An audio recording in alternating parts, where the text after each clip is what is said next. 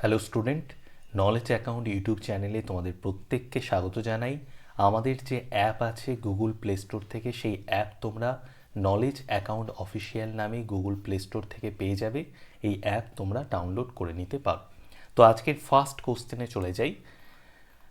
সোম থেকে শুক্র সকাল 10টার সময় আমি তোমাদের জিকের প্র্যাকটিস সেশনের ক্লাস করাই। তো আজকেও সোমবার সকাল 10টায় চলে এসেছি। অষ্টাধ্যায়ী লিখেছেন। তো অষ্টাধ্যায়ী কে লিখেছেন? পাণিনি অষ্টাধ্যায়ী এই বইটি রচনা করেছেন। তো এই বই সম্পর্কে এবং অষ্টাধ্যায়ী সম্পর্কে একটু ইনফরমেশন জেনে নিই।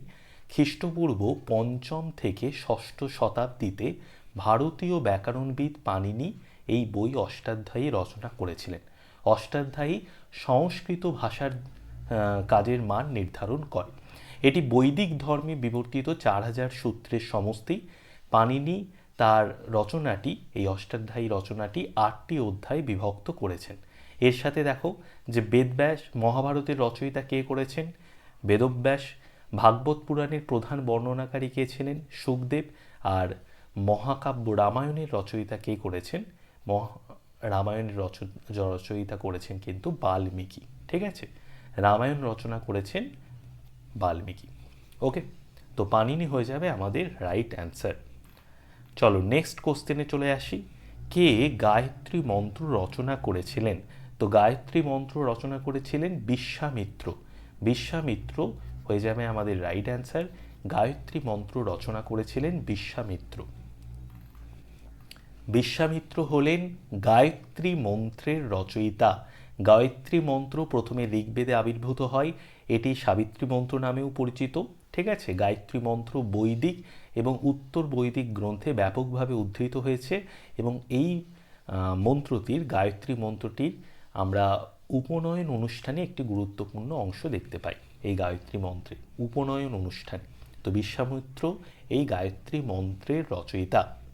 চলো নেক্সট কোশ্চেন দেখি। ন্যায় সূত্রের লেখক কে? ন্যায় সূত্রের লেখক হলেন গৌতম। ন্যায় সূত্রের লেখক গৌতম। গৌতম ইনি ন্যায় দর্শন প্রতিষ্ঠা করেছিলেন। এই পদ্ধতিতে দর্শনের উপর ভিত্তি করে তৈরি করা হয়েছে, যা মোক্ষ অর্জনের জন্য একটি বিশেষ চিন্তা কৌশল। এই পদ্ধতি অনুসারে সত্যিকারের জ্ঞান অর্জন করার মাধ্যমে কেবলমাত্র মুক্তি লাভ করা যেতে পারে। এই ন্যায়সূত্রের বা ন্যায় দর্শনের প্রতিষ্ঠাতা ছিলেন গৌতম। বৃহস্পতি ইনি মূলত চারবাক দর্শন, এই চারবাক দর্শনের ভিত্তি স্থাপন করেছেন বৃহস্পতি। এই চারবাক দর্শন মূলত সাধারণ মানুষদের জন্য, এই দর্শনটি এটি লোকায়ত বা সাধারণ মানুষের কাছ থেকে প্রাপ্ত কিছু হিসেবে পরিচিত। নেক্সট দেখি পতঞ্জলি। পতঞ্জলি যোগ শুরু করেছিলেন। ঠিক আছে, এই দর্শনের কথা পতঞ্জলির যে যোগসূত্র সেখানে ব্যাখ্যা করা হয়েছে। খ্রিস্টপূর্ব 2য় শতাব্দীতে শুরু হয়েছিল পতঞ্জলির যোগের দর্শনের এই পদ্ধতির শারীরিক দিকটি মূলত অঙ্গবিন্যাসের অনুশীলনের সাথে যুক্ত। তো পতঞ্জলির যোগ শুরু করেছিলেন, যোগ দর্শনের প্রতিষ্ঠাতা পতঞ্জলি। কপিল মুনি দর্শনের প্রাচীনতম পদ্ধতি সাংখ্য দর্শন প্রতিষ্ঠা করেছিলেন এই কপিল মুনি। সাংখ্য দর্শন, সংখ্যা শব্দের আক্ষরিক অর্থ গণনা, তিনি সাংখ্য সূত্রও লিখেছেন। তো কপিল মুনি এই সাংখ্য দর্শন, এই সাংখ্য দর্শনের প্রতিষ্ঠা করেছেন। প্রাচীন ঋগ্বেদের সময়কালে কোনটিকে সবচেয়ে মূল্যবান সম্পদ হিসেবে গণ্য করা হয়? তো প্রাচীন ঋগ্বেদের সময় কোন বিষয়টাকে, কোন জিনিসটাকে সবথেকে মূল্যবান সম্পদ হিসেবে গ্রহণ করা হতো? জমি, গরু, স্ত্রীলোক, জল। তো গরু ছিল প্রাচীন ঋগ্বেদের সময়, সেই সময়কার মানে 1500 থেকে 1000 খ্রিস্টাব্দের মধ্যে, যে সময়টা আমরা খ্রিস্টপূর্বাব্দের মধ্যে, যে সময়টা আমরা ঋগ্বৈদিক যুগটা দেখতে পাই, সেই সময় ছিল কিন্তু গরু খুব ইম্পর্টেন্ট একটা সম্পদ। ঋগ্বেদ হচ্ছে সব থেকে প্রাচীনতম। ঋগ, সাম, যজু, অথর্ব 4টে বেদের কথা আমি জানি। এই ঋগ্বেদে মূলত প্রাথমিক বৈদিক যুগের ধর্মীয় সামাজিক জীবনের অধিকাংশ তথ্য দেওয়া আছে। 5 নম্বর কোশ্চেন। কোন ভারতীয় রাজা আলেকজান্ডারের বিরোধিতা করেছিলেন? তো কোন ভারতীয় রাজা আলেকজান্ডারের বিরোধিতা করেছিলেন? পুরু। পুরু হয়ে যাবে আমাদের right answer. Alexander the great 326 খ্রিস্টপূর্বাব্দে শেষ নন্দ রাজা, যে সময় সিংহাসনে বসে আছেন নন্দবংশের সিংহাসনে ধননন্দ, সেই সময় 326 খ্রিস্টপূর্বাব্দে এই আলেকজান্ডার ভারত আক্রমণ করেছিলেন। ধননন্দ চন্দ্রগুপ্ত মৌর্য কর্তৃক উৎখাত হয়েছিলেন। ঠিক আছে, তো 326 খ্রিস্টপূর্বাব্দে আলেকজান্ডার ধননন্দের রাজত্বকালে, যখন মগধের সিংহাসনে নন্দবংশের শেষ রাজা ধননন্দ বসে আছেন, সেই সময় উনি ভারতবর্ষ আক্রমণ করেছিলেন। মৌর্য সাম্রাজ্যের প্রতিষ্ঠাতার নাম কি? চন্দ্রগুপ্ত মৌর্য। ইনি মৌর্য সাম্রাজ্যের প্রতিষ্ঠা করেন। ধননন্দকে সরিয়ে ইনি মৌর্য সাম্রাজ্যের প্রতিষ্ঠা করেন চন্দ্রগুপ্ত মৌর্য। 322 থেকে 185 খ্রিস্টপূর্বাব্দের মধ্যে ভারতীয় উপমহাদেশে আধিপত্য বিস্তার করে চন্দ্রগুপ্ত মৌর্যের রাজত্বকালে। আরেকজন পর্যটক মেঘাস্থেনিস, ইনি কিন্তু ভারত সফর করেছিলেন। কার রাজত্বকালে? এই চন্দ্রগুপ্ত মৌর্যের রাজত্বকালে। নেক্সট কোশ্চেনে চলে যাই। কারা খাজুরাহো মন্দির তৈরি করেছিলেন? তো কারা খাজুরাহো মন্দির তৈরি করেছিলেন? চান্ডেলা। চান্ডেলা হয়ে যাবে আমাদের রাইট অ্যান্সার। খাজুরাহোর মন্দিরগুলি খ্রিস্টপূর্ব 950 থেকে 1050-এর মধ্যে চান্দেলা বংশের শাসকের দ্বারা তৈরি। তারা দেবতা চিত্রগুপ্তের জন্য একটি সুরম্য মন্দির বানান এই খাজুরাহোতে। এই খাজুরাহোর মন্দিরে একগুচ্ছ স্মৃতিস্তম্ভ আছে। মধ্যপ্রদেশের ছত্তরপুর জেলার কিছু হিন্দু ও জৈন মন্দির, এই মন্দিরগুলি নাগরা শৈলীর স্থাপত্যকীর্তি ও নানান চিহ্ন এবং বিভিন্ন রকমের যৌন আবেদনমূলক মূর্তির জন্য এই মন্দির বিখ্যাত। এটি ইউনেস্কোর ঐতিহ্যমূলক স্থান হিসেবে গণ্য হয়েছে এই খাজুরাহো মন্দির। 7 নম্বর কোশ্চেন। নিচের রাজপুত রাজাদের মধ্যে কে মোহাম্মদ ঘুরিকে প্রথমবার পরাজিত করেছিলেন? তো কোন রাজপুত রাজা মোহাম্মদ ঘুরিকে প্রথমবার পরাজিত করেছিলেন? তৃতীয় পৃথ্বীরাজ। তৃতীয় পৃথ্বীরাজ এই রাজপুত রাজা মোহাম্মদ ঘুরিকে প্রথমবার পরাজিত করেন। পরে তিনি অবশ্য মোহাম্মদ ঘুরির কাছে আবার হেরে যান। আমরা ডিটেলসটা একটু জেনে নিই। 1191 খ্রিস্টাব্দে থানেশ্বরের কাছে তরাইনের প্রান্তরে তিনি দিল্লি, মানে পৃথ্বীরাজ চৌহান আর মোহাম্মদ ঘুরি, দিল্লি ও আজমিরের চৌহান বংশীয় রাজা তৃতীয় পৃথ্বীরাজের মুখোমুখি হন। তৃতীয় পৃথ্বীরাজ চৌহানের কাছে প্রথম তরাইনের যুদ্ধে মোহাম্মদ ঘুরির কিন্তু পরাজয় হয়। তো প্রথম তরাইনের যুদ্ধে মোহাম্মদ ঘুরি তৃতীয় পৃথ্বীরাজের কাছে হেরে যাচ্ছেন 1191 খ্রিস্টাব্দে। তার ঠিক 1 বছর পর 1192 খ্রিস্টাব্দে এই মোহাম্মদ ঘুরি প্রায় 1,20,000 সৈন্য সহ এক বিশাল বাহিনী নিয়ে মোহাম্মদ ঘুরি পৃথ্বীরাজকে আক্রমণ করেন এবং এটাকে বলা হয় দ্বিতীয় তরাইনের যুদ্ধ। এই দ্বিতীয় তরাইনের যুদ্ধে কিন্তু মোহাম্মদ ঘুরি জিতে যান।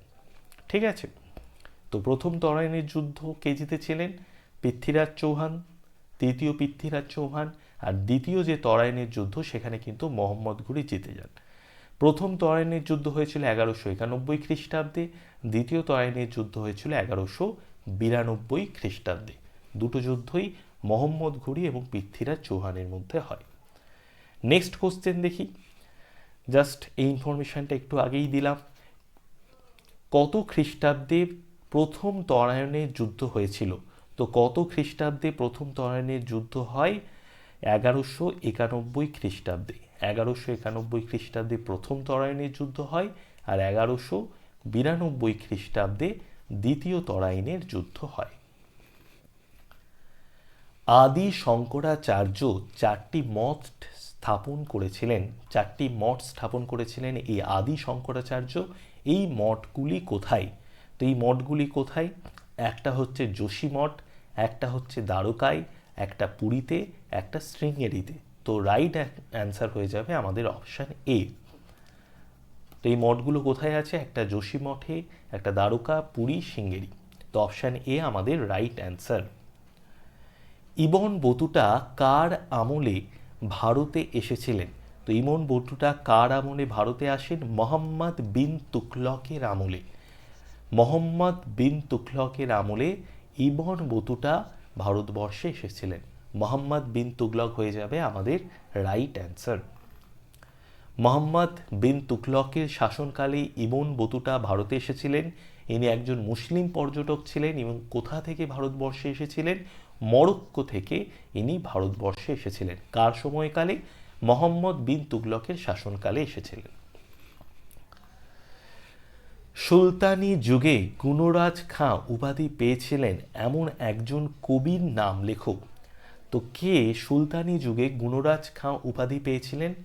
এই একজন কবির নাম হচ্ছে মালাধর বসু। ইনি গুণরাজ খাঁ উপাধি পেয়েছিলেন। মালাধর বসু গৌড়ের কোনো এক সুলতানের উচ্চপদস্থ কর্মচারী ছিলেন। অনুমান করা যায় এই সুলতান সম্ভবত রুকমুদ্দিন বরবকশা। 1473 সালে তিনি ভাগবত পুরাণের বিষয়বস্তু অবলম্বনে শ্রীকৃষ্ণ বিজয় এই কাব্যটি রচনা করেন। কত সালে? 1473 সালে ভাগবত পুরাণের বিষয়বস্তু অবলম্বনে শ্রীকৃষ্ণ বিজয় এই কাব্যটি রচনা শুরু করেন। কাব্য রচনা শেষ হয় 1480 সালে। এই কাব্যের অপর নাম ছিল গোবিন্দমঙ্গল। আর এই শ্রীকৃষ্ণ বিজয় এই কাব্য রচনা করার জন্যই কিন্তু তিনি গৌড়ের সুলতানের কাছ থেকে গুণরাজ খাঁ এই উপাধিটা পেয়েছিলেন। তো কোন কাব্যের জন্য উনি গৌড়ের সুলতানের কাছ থেকে গুণরাজ খাঁ উপাধি পান? শ্রীকৃষ্ণ বিজয়। কত সালে শুরু করেছিলেন? 1473 সালে। কাব্য রচনা শেষ হয়েছিল 1480 সালে। তো গুণরাজ খাঁ উপাধি হচ্ছে মালাধর বসু। 12 নম্বর কোশ্চেন, 1928 খ্রিস্টাব্দে বারদৌলি সত্যাগ্রহ আন্দোলনের নেতা কে ছিলেন? তো 1928 খ্রিস্টাব্দে বারদৌলি সত্যাগ্রহ আন্দোলনের নেতা ছিলেন সর্দার বল্লভভাই প্যাটেল। সর্দার বল্লভভাই প্যাটেল ছিলেন বারদৌলি সত্যাগ্রহ আন্দোলনের নেতা। তো সর্দার বল্লভভাই প্যাটেল হয়ে যাবে আমাদের রাইট অ্যান্সার। 1928 সালে গুজরাটের বারদৌলি তালুকে যে সত্যাগ্রহ আয়োজন করা হয়েছিল তাকে বারদৌলি সত্যাগ্রহ বলা হয়। এটি ভারতের স্বাধীনতা আন্দোলনের একটি গুরুত্বপূর্ণ অংশ। বল্লভভাই প্যাটেল সত্যাগ্রহটির নেতৃত্ব দিয়েছিলেন এবং এই সত্যাগ্রহটি যাতে সফল হয় তাতে তিনি স্বাধীনতা আন্দোলনের একজন প্রধান নেতা হিসেবে সফল হওয়াতে এই যে বারদৌলি সত্যাগ্রহ, এই বারদৌলি সত্যাগ্রহের নেতৃত্ব দিয়েছিলেন বল্লভভাই প্যাটেল। আর এই সত্যাগ্রহ সফল হওয়ার জন্য তিনি স্বাধীনতা আন্দোলনের একজন প্রধান নেতা হিসেবে গণ্য হয়েছিলেন। তামাক গাছের পাতায় কি পাওয়া যায়? তো তামাক গাছের পাতায় ক্যাপসিসিন, কোলসিসিন, নিকোটিন। তো তামাক গাছের পাতায় যেটা পাওয়া যায় সেটা হচ্ছে নিকোটিন। তামাক গাছের পাতায় নিকোটিন পাওয়া যায়। তামাকের মূল নেশাদায়ক উপাদান হচ্ছে নিকোটিন। এটি এক প্রকারের স্নায়ু বিষ, ঠিক আছে? এর জন্যই মানুষ তামাকজাত দ্রব্য গ্রহণ করে, যা এক ধরনের অ্যাসিটাইল কোলিন রিসেপ্টরের উপর কাজ করে। কিন্তু তামাকের ধোঁয়াতে নিকোটিন ছাড়াও নানা ক্যান্সার প্রদায়ী পদার্থ থাকে, যেমন বেনজোপাইরিন ইত্যাদি বহুচক্রী আরোমেটিক যৌগ। তার কিন্তু এই সমস্ত কিন্তু ক্যান্সার প্রদায়ী পদার্থ কিন্তু এই নিকোটিনের মধ্যে থাকে। ভিটামিন সি এর উৎকৃষ্ট উৎস কি? তো ভিটামিন সি লেবু, কমলা লেবু, আমলকি এই তিনটেতেই ভিটামিন সি পাওয়া যায়, কিন্তু সব থেকে বেশি পরিমাণে ভিটামিন সি পাওয়া যায় আমলকিতে। তো ভিটামিন সির উৎকৃষ্ট উৎস হয়ে যাবে আমাদের রাইট অ্যান্সার আমলকি। আমলকি হয়ে যাবে আমাদের রাইট অ্যান্সার। আমলকি ভিটামিন সি এর সবচেয়ে সমৃদ্ধ উৎস। ভিটামিন সি অ্যাসকর্বিক অ্যাসিড নামেও পরিচিত। এটি একটি জলে দ্রবণীয় ভিটামিন। ভিটামিন সি এর অভাবে যে রোগটা হয় এটা খুব ইম্পর্টেন্ট পরীক্ষার জন্য। ভিটামিন সি এর অভাবে স্কারভি রোগ হয়। স্কারভি রোগ ভিটামিন সি এর অভাবে হয়, ঠিক আছে? আর ভিটামিন সি এর উৎসগুলো একটু জেনে নিই। লেবু বর্গীয় যে সমস্ত ফল আছে, যেমন কমলা লেবু, লেবু, পাতিলেবু, কিউই। আর সবজির মধ্যে ব্রোকলি, ফুলকপি, ব্রাসেল স্প্রাউট, ক্যাপসিকাম, এগুলোর মধ্যে কিন্তু ভিটামিন সি আমরা পেয়ে যাই। ঠিক আছে, তো আমলকি হচ্ছে সব থেকে, আমলকি হচ্ছে ভিটামিন সি সব থেকে বেশি পাওয়া যায় আমলকিতে। ঠিক আছে, আমলকি হয়ে যাবে আমাদের রাইট অ্যান্সার। বাদুড় অন্ধকারে উঠতে পারে, তার কারণ কি? বাদুড় অন্ধকারে উঠতে পারে কারণ বাদুড় আল্ট্রাসোনিক তরঙ্গ উৎপন্ন করে। ঠিক আছে, আল্ট্রাসোনিক রে মাধ্যমে সে বুঝতে পারে কোথায় বাধা আছে কোথায় বাধা নেই, তার জন্য কিন্তু সে বাদুড় অন্ধকারে উঠতে পারে আল্ট্রাসোনিক তরঙ্গের জন্য। বাদুড় অতিসনক তরঙ্গ নির্গত করে যা দিক নির্ণয়ে সহায়তা হিসেবে কাজ করে, তার জন্যই বাদুড় উঠতে পারে, কারণ তাদের গাইড করার জন্য অতিসংখ্যক কম্পোনেন্ট একটা তাদেরকে গাইড করে। ঠিক আছে, বাদুড় উৎপাদন করে এই সোনার সাউন্ড, এর মাধ্যমে কিন্তু প্রতিধ্বনি তৈরি হয় এবং এই সোনার সাউন্ড অতিসনক শব্দও ব্যবহার করে। তো এর জন্যই মূলত আল্ট্রাসনিক সাউন্ডের জন্যই কিন্তু বাদুড় বুঝতে পারে যে কোথায় বাধা আছে কোথায় বাধা নেই, তার জন্যই রাত্রিবেলা উঠতে পারে। কোন প্রাণীর ত্বকের সাহায্যে শ্বাসকার্য সম্পন্ন করে? তো কোন প্রাণী ত্বকের সাহায্যে শ্বাসকার্য সম্পন্ন করে? ব্যাঙ ত্বকের সাহায্যে, মাছ, পায়রা, আরশোলা এগুলো কোনোটাই হবে না। ব্যাঙ ত্বকের সাহায্যে শ্বাসকার্য সম্পন্ন করতে পারে।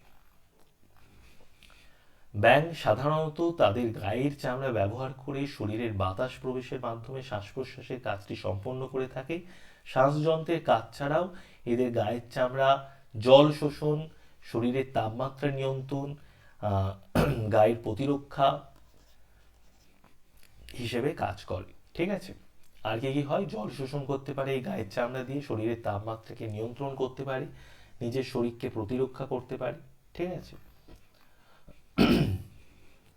ভারতের বৃহত্তম লিগনাইট কয়লার ভান্ডার হলো, তো ভারতের বৃহত্তম লিগনাইট কয়লার ভান্ডার হচ্ছে নেভেলি। নেভেলি হচ্ছে ভারতের বৃহত্তম লিগনাইট কয়লার ভান্ডার।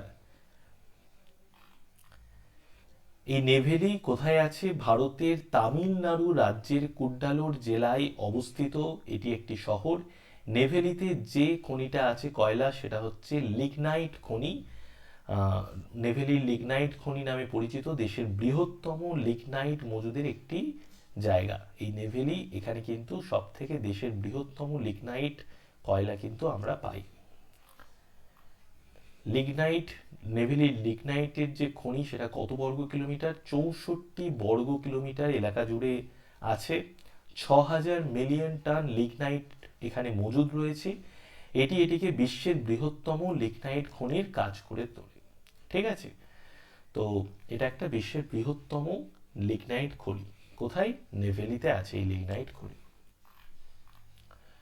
লিগনাইট এটা এক ধরনের কয়লা যাতে কার্বনের পরিমাণ তুলনামূলকভাবে কম থাকে। প্রাথমিক অবস্থায় এই লিগনাইট কয়লা বিদ্যুৎ উৎপাদনের জন্য ব্যবহার করা হয়। ঠিক আছে, বিদ্যুৎ উৎপাদনের জন্য ব্যবহার করা হয়। এটি যে খুব উৎকৃষ্ট মানের কয়লা তা কিন্তু নয়, প্রাথমিকভাবে বিদ্যুৎ উৎপাদনের জন্য এই লিগনাইট কয়লা ব্যবহার করা হয়। কে সুপ্রিম কোর্টের বিচারপতিদের নিযুক্ত করেন? তো কে সুপ্রিম কোর্টের বিচারপতিদের নিযুক্ত করেন? রাষ্ট্রপতি। রাষ্ট্রপতি সুপ্রিম কোর্টের বিচারপতিদের নিযুক্ত করেন। রাষ্ট্রপতি হয়ে যাবে আমাদের রাইট অ্যান্সার। রাষ্ট্রপতি সুপ্রিম কোর্টের বিচারপতিদের নিযুক্ত করেন। ভারতের সংবিধানের 124 ধারার অধীনে সুপ্রিম কোর্টের বিচারকদের রাষ্ট্রপতি তার হাত এবং সিলমোহরের দ্বারা নিযুক্ত করেন। সুপ্রিম কোর্ট ও হাইকোর্টের বিচারকদের সঙ্গে পরামর্শের পর প্রয়োজন অনুযায়ী রাষ্ট্রপতি কর্তৃক প্রধান বিচারপতি নিয়োগ করা হয়।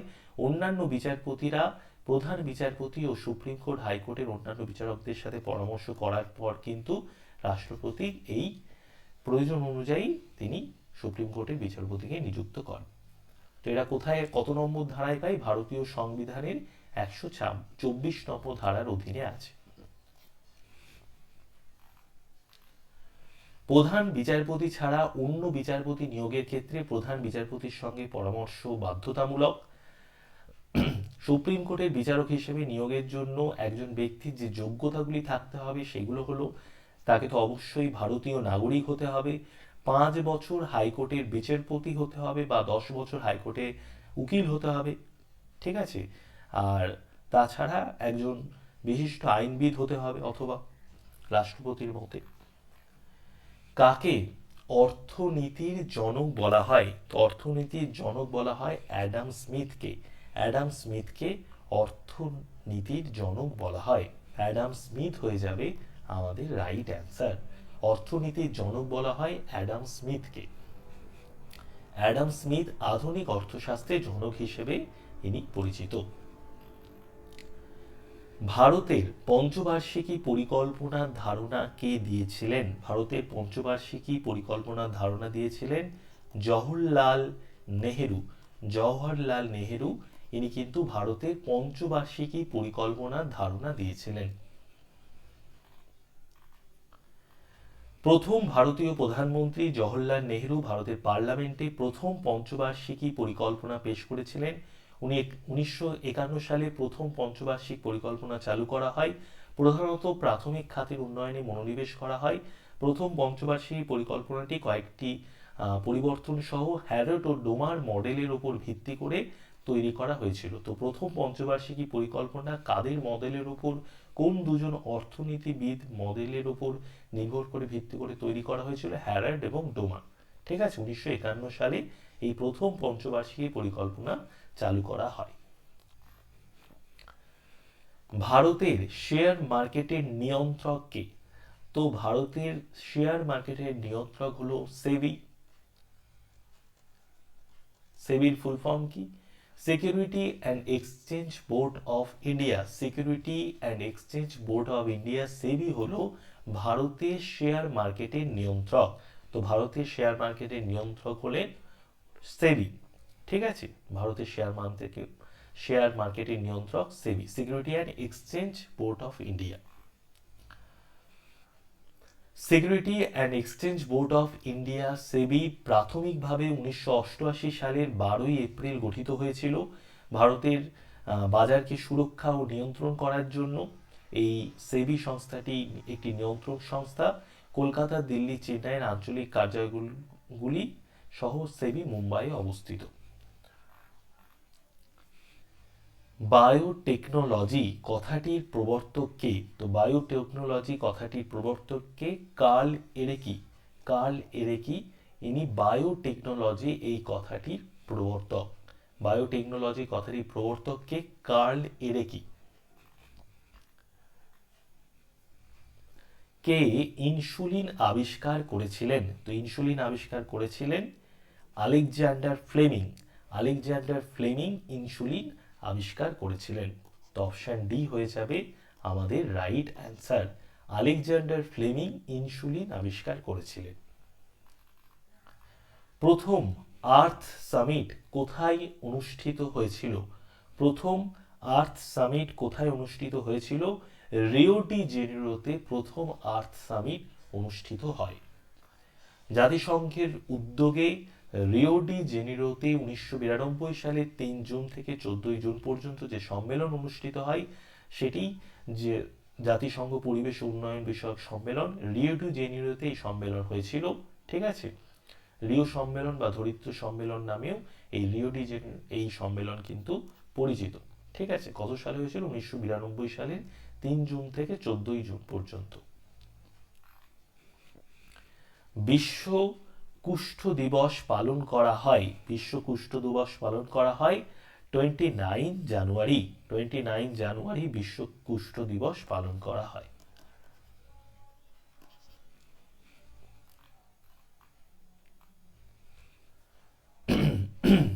তাকলা মাকান মরুভূমি অবস্থিত। তাকলা মাকান মরুভূমি কোথায় অবস্থিত? মধ্য এশিয়ায় অবস্থিত। তাকলা মাকান মরুভূমি মধ্য এশিয়ায় অবস্থিত। এটা সম্পর্কে ডিটেলস আমরা একটু জেনে নিই। তাকলা মাকান উত্তর পশ্চিম চীনের সিনচিয়াং উইগুর স্বায়ত্তশাসিত একটি প্রদেশ। দক্ষিণে পামির কুনলুন পর্বতমালা আছে। উত্তরে তিয়ানশান পর্বতমালার মধ্যে অবস্থিত এটি একটি মরুভূমি। এটির পূর্ব পশ্চিমে প্রায় 1000 কিলোমিটার প্রশস্ত আর উত্তর দক্ষিণে প্রায় 400 কিলোমিটার দীর্ঘ। মোট যে আয়তন, সেই আয়তন হচ্ছে, এই তাকলা মাকান মরুভূমির আয়তন হচ্ছে 2,70,000 বর্গ কিলোমিটার। 2,70,000 বর্গ কিলোমিটার হলো এই টাকলা মাকাল মরুভূমির মূল আয়তন। গভীর ম্যানগ্রোভ অরণ্য দেখা যায় 27 হবে, 26 হয়ে গেল, 27। গভীর ম্যানগ্রোভ অরণ্য দেখা যায় সুন্দরবনে। গভীর ম্যানগ্রোভ অরণ্য দেখা যায় পশ্চিমঘাট, গির অরণ্য, হিমালয়, কোনোটাই হবে না, সুন্দরবন হয়ে যাবে আমাদের রাইট অ্যান্সার। গভীর ম্যানগ্রোভ অরণ্য দেখা যায় সুন্দরবনে। পৃথিবীর সমগ্র ম্যানগ্রোভ বনাঞ্চলে 43% ইন্দোনেশিয়া, ব্রাজিল, অস্ট্রেলিয়া, নাইজারে অবস্থিত এবং ভারত ও বাংলাদেশে অবস্থিত। সুন্দরবন বিশ্বে একক বৃহত্তম বন, ম্যানগ্রোভ বন, যা ইউনেস্কো ঘোষিত ওয়ার্ল্ড হেরিটেজ সাইট হিসেবে পৃথিবীর বুকে স্থান পেয়েছে। এটি প্রাকৃতিক সপ্তম আশ্চর্য হিসেবে মনোনীত হয়। ঠিক আছে, তো পৃথিবীর সমগ্র ম্যানগ্রোভ অঞ্চলে 43% ইন্দোনেশিয়া, ব্রাজিল, অস্ট্রেলিয়া, নাইজারে অবস্থিত এবং ভারত, বাংলাদেশে অবস্থিত। নেক্সট কোশ্চেন দেখি, লোকসভার প্রথম স্পিকার কে? লোকসভার প্রথম স্পিকার হলেন জি.ভি. মবলঙ্কর। জি.ভি. মবলঙ্কর হলেন লোকসভার প্রথম স্পিকার। তো অপশান ডি হয়ে যাবে আমাদের রাইট অ্যান্সার। লোকসভার প্রথম স্পিকার জি.ভি. মবলঙ্কর। জি.ভি. মবলঙ্করের ফুল নাম গণেশ বাসুদেব মবলঙ্কর। 1952 থেকে 1956 সাল পর্যন্ত ইনি ছিলেন ভারতের প্রথম লোকসভার স্পিকার। তিনি ভারতের স্বাধীনতা আন্দোলনের সঙ্গেও জড়িত ছিলেন এবং সংক্ষিপ্তভাবে গুজরাট প্রাদেশিক কংগ্রেস কমিটির সেক্রেটারি নিযুক্ত ছিলেন। স্পিকার 5 বছরের জন্য নির্বাচিত হন এবং তাকে বলা হয় লোকসভার জনক। এই গণেশ জি.ভি. মবলঙ্করকে লোকসভার জনক হিসেবে বিবেচনা করা হয়। তিনি দাদা সাহেব নামেও পরিচিত ছিলেন, জি.ভি. মবলঙ্কর। রাজ্যপাল কার দ্বারা নিযুক্ত হন? তো রাজ্যপাল কার দ্বারা নিযুক্ত হন? রাজ্যপাল নিযুক্ত হন রাষ্ট্রপতির মাধ্যমে। রাষ্ট্রপতি দ্বারা কিন্তু রাজ্যপাল নিযুক্ত হন। রাজ্যপাল একজন শিরোনাম প্রধান বা সাংবিধানিক প্রধান। রাজ্যপাল হলেন রাজ্যের একজন সাংবিধানিক প্রধান। একই সাথে কেন্দ্রের প্রতিনিধি হিসেবে কেন্দ্র সরকার প্রতিটা রাজ্যে রাজ্যপালকে মনোনীত করে। ভারতীয় রাষ্ট্রপতি তার হাতে সমন এবং সিলমোহর দিয়ে প্রতিটি রাজ্যের রাজ্যপাল নিযুক্ত করেন। প্রতিটি রাজ্যের জন্য রাজ্যপাল মনোনয়নের দায়িত্ব কেন্দ্র সরকারের উপর থাকে। রাষ্ট্রপতির নির্বাচনের বিপরীতে বা রাজ্যপাল পদের জন্য কোনো প্রত্যক্ষ বা অপ্রত্যক্ষ নির্বাচন নেই। তো রাজ্যপাল পদের জন্য কোনো প্রত্যক্ষ অপ্রত্যক্ষ নির্বাচন নেই। আর ভারতের রাষ্ট্রপতি রাজ্যপালকে সমন এবং সিলমোহর দিয়ে রাজ্যপালকে নিযুক্ত করেন। কেন্দ্র সরকারই প্রতিটি রাজ্যে রাজ্যপালকে মনোনীত করে কেন্দ্রের প্রতিনিধি হিসেবে। আর রাজ্যপাল হলেন রাজ্যের একজন সাংবিধানিক প্রধান। সাংবিধানিক প্রধান। চলো আজকে লাস্ট কোশ্চেন। প্রতি সোম থেকে শুক্র আমি 30টা করে কোশ্চেন নিয়ে আসি আর লাস্ট কোশ্চেনটা তোমাদের হোমওয়ার্ক থাকে। তো জাতীয় পার্টির তকমা পেতে গেলে অন্তত কমপক্ষে কটি রাজ্যের স্বীকৃতি পাওয়া আবশ্যক? যদি কোনো পার্টিকে জাতীয় পার্টির তকমা পেতে হয় তাহলে তাকে কমপক্ষে কটি রাজ্যের স্বীকৃতি পেতে হবে? 3টি, 5টি, 4টি, 6টি? তো রাইট অ্যান্সারটা তোমরা কি করবে? এটা তোমাদের HW থাকলো। তোমরা কমেন্ট বক্সে রাইট অ্যান্সারটা লিখে জানাবে। আর প্রতি সোম থেকে শুক্র সকাল 10টার সময় আমি জেকের প্র্যাকটিস সেশনের ক্লাস নিয়ে আসি। প্রত্যেকে সবাই লাইভ ক্লাস অ্যাটেন্ড করার চেষ্টা করো সকাল 10টার সময়। আবার কালকের ক্লাসে তোমাদের সাথে দেখা হবে। ভালো করে পড়াশুনো করতে থাকো। Best of luck. পরবর্তী ক্লাসে তোমাদের সাথে দেখা হচ্ছে।